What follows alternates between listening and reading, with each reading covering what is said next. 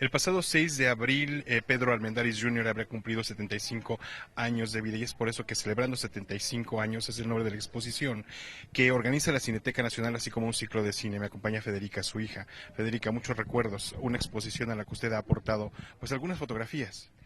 Bastantes. ¿Qué perspectiva, qué recuerdo del cine, qué contribución del padre, qué, digamos, recuerdo a 75 años de su nacimiento? Uf, ¿qué te puedo yo decir? Pues una gran emoción, sobre todo por reencontrarme con todos los amigos y una buena excusa para cotorrear y empezar a recordar todas estas cosas.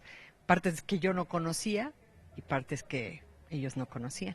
¿Cuáles han sido esas? Siempre hay secretos, ¿no? Estos son los secretos de Romelia. Excelente, y pues es al lado de muchos directores que ha trabajado como Jaime Humberto Hermosillo, como el señor Arturo Ripstein y también como Luis Estrada. Luis, la contribución del señor Armendáriz al cine creo que se puede decir mucho. Mira, yo creo que Pedro no tuvo una, sino tuvo muchas contribuciones al cine nacional. Pedro, yo creo que se puede contar la historia del cine mexicano a través de los Armendáriz. Por supuesto, pues él nació un poco en coincidencia como yo, ya en el negocio del cine. Creo que la que yo más rescataría es que Pedro fue, además de un extraordinario actor, un conocedor del cine en todas sus vertientes. Siempre me quedé con la duda de si debería de haber dirigido una película porque conocía todo del cine, la técnica, el arte, era un gran cinéfilo, apasionado del cine norteamericano, de las películas clásicas. Le tocó trabajar en México en más de 100 películas y en el extranjero en otras 30, en números redondos. Pero creo que la que yo más rescataría es que Pedro fue de alguna manera un eslabón y un vaso comunicante entre las diferentes generaciones que integramos el cine mexicano, o que integrábamos porque ahora cada vez se suma más gente, pero yo creo que Pedro fue entre el cine de la Edad de Oro, que su padre fue uno de los exponentes más importantes, la generación a la cual mi padre también formó parte, que fue la de los 70s, de las que tú mencionaste, por supuesto, a Jaime Humberto Hermosillo, a Felipe Casals, a Arturo Ripstein.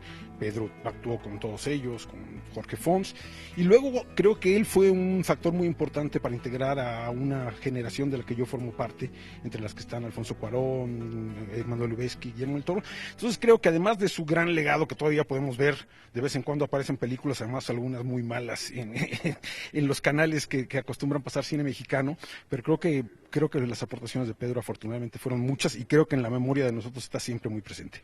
Vaso comunicante también con la televisión, telenovelas y también con el doblaje. Mira, yo creo que tenía que ver un poco con la filosofía de vida de Pedro. Pedro decía que la actuación era como un músculo y que había que estar ejercitando, y que lo peor que podía hacer un profesional, sea cual fuera su área, era estar ocioso. Además, Pedro era un amante de la buena vida, era un sibarita y le gustaba vivir muy bien, y de pronto tuvo que hacer cosas horrorosas, efectivamente, como algunas telenovelas. Aún recuerdo una de ellas donde se disfrazaba de mujer, como la señora Doubtfire. Pero creo que era parte de su manera de entender la vida, de entender su profesión.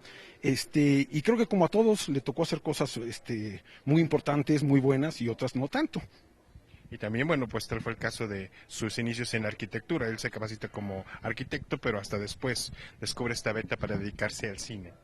Él estudió arquitectura, pero nunca se dedicó a la arquitectura. Era fan de la arquitectura y hacía viajes para ver arquitecturas. Iba a Europa y a todas partes a ver edificios y a comer, obviamente, pero pues eran cosas que le gustaban a él en la vida, pero nunca se dedicó a la arquitectura.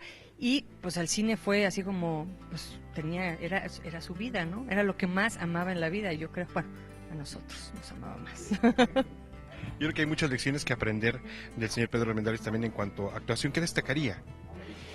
Mira, yo creo que él tenía un dominio del oficio, que le permitía entender muy bien el lenguaje del cine. Como lo conocía no nada más de enfrente, sino desde atrás, y conocía muy bien todas las ramas diferentes que involucran el hacer una película. Conocía como bien lo contaban hace ratito, él era arquitecto. Yo difiero un poco de Federica, porque yo creo que siempre fue arquitecto en su manera de pensar, en su manera de plantear las cosas. Utilizaba muchos términos y muchas formas de expresarse, creo que de su pasión, que era además del cine, la arquitectura. Pero yo creo que sobre todo Pedro conocía muy bien los géneros, conocía por supuesto de la dramaturgia, del guión, pero conocía de lentes, conocía de fotografía, conocía de sonido. Para un director era muy fácil a veces trabajar con él, porque era un hombre que, por ejemplo, tenía siempre un matching perfecto. O sea, cuando se hacían diferentes tomas siempre las podía repetir de la misma manera, tenía una memoria muy buena. De joven, luego ya más de grande le costaba más trabajo acordarse de sus parlamentos, pero eso, yo creo que era un hombre que dominaba el cine en todas sus vertientes, y creo que eso quedaba plasmado en la pantalla. Y desde luego a quien tendremos la oportunidad de recordar aquí en la Cineteca Nacional, en donde también se ofrecerán 9 de sus películas a partir del 22 y hasta el 30 de abril. Luis, Federica, muchas gracias por la entrevista. Regresamos con ustedes al estudio.